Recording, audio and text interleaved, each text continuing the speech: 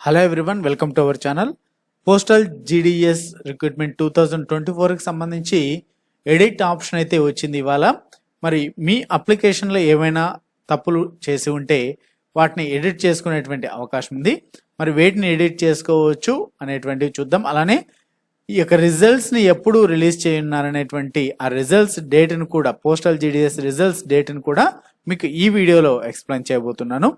మన ఛానల్లో ఉన్నటువంటి వీడియోస్ని చూస్తూ మన ఛానల్ని ఇప్పటి వరకు సబ్స్క్రైబ్ చేసుకుని వారు సబ్స్క్రైబ్ చేసుకొని వీడియోని లైక్ చేయండి.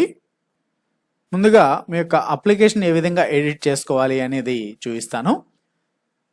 ఈ యొక్క official website India post GDS online.gov.in అనేటువంటి ఈ అఫీషియల్ వెబ్సైట్లోకి వెళ్ళి ఇక్కడ మీరు అప్లై ఆన్లైన్ ఉంది కదా, సో అప్లికేషన్ డేట్ అయితే కంప్లీట్ అయిపోయింది కాబట్టి కంప్లీట్ అయిపోయిన తర్వాత ఎడిట్ అప్లికేషన్ బటన్ పైన క్లిక్ చేసి, సో ఇక్కడ మీ యొక్క రిజిస్ట్రేషన్ నెంబర్ మీ మొబైల్కి అలానే మీ యొక్క అప్లికేషన్లోనూ ఉంటుంది, మీ మెయిల్కి కూడా వచ్చి ఉంటుందండి. ఆ రిజిస్ట్రేషన్ నెంబర్ని ఇక్కడ ఎంటర్ చేయండి. ఎంటర్ చేసి సబ్మిట్ బటన్ పైన క్లిక్ చేయండి. మీ రిజిస్టర్డ్ మొబైల్ నెంబర్కి ఓటీపీ వెళ్ళి ఉంటుంది. ఆ ఓటీపీని ఇక్కడ ఎంటర్ చేసి కింద ఉన్నటువంటి టెక్స్ట్ని ఎంటర్ చేసి సబ్మిట్ బటన్ పైన క్లిక్ చేయండి. సో ఇందులో మీకు ఎడిట్ చేసుకోవడానికి పాసిబిలిటీ ఉన్నటువంటివి మీ యొక్క డేట్ ఆఫ్ బర్త్ని చేంజ్ చేసుకోవచ్చు, అలానే మీ యొక్క జెండర్ చేంజ్ చేసుకోవచ్చు బై మిస్టేక్ ఏమైనా ఉంటే, మీ యొక్క కమ్యూనిటీ, అలానే మీరు ఏ సర్కిల్లో పాస్ అయ్యారు, అలానే సెకండరీ స్కూల్ పాస్ అయినటువంటి ఇయరు,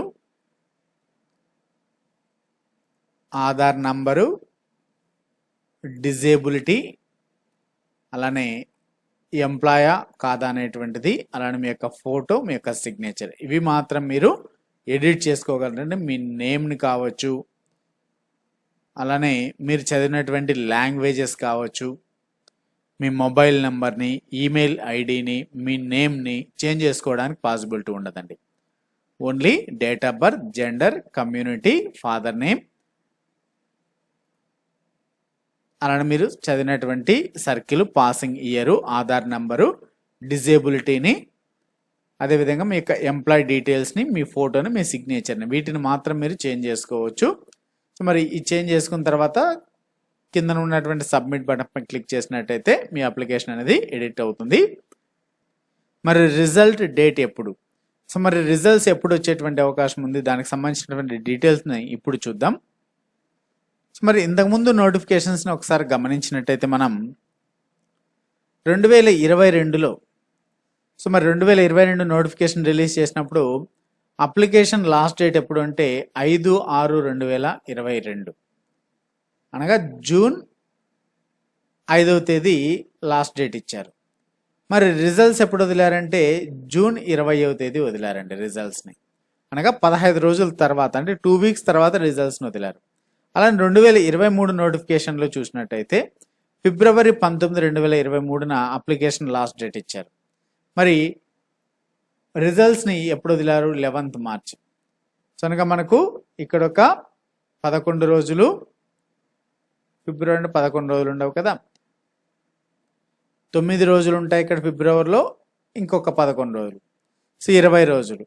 సో మరి దీన్ని బట్టి గమనించినట్టయితే, సో 2022లో 15 రోజుల గ్యాప్తో వదిలారు, 2023లో 20 రోజుల గ్యాప్తో వదిలారు.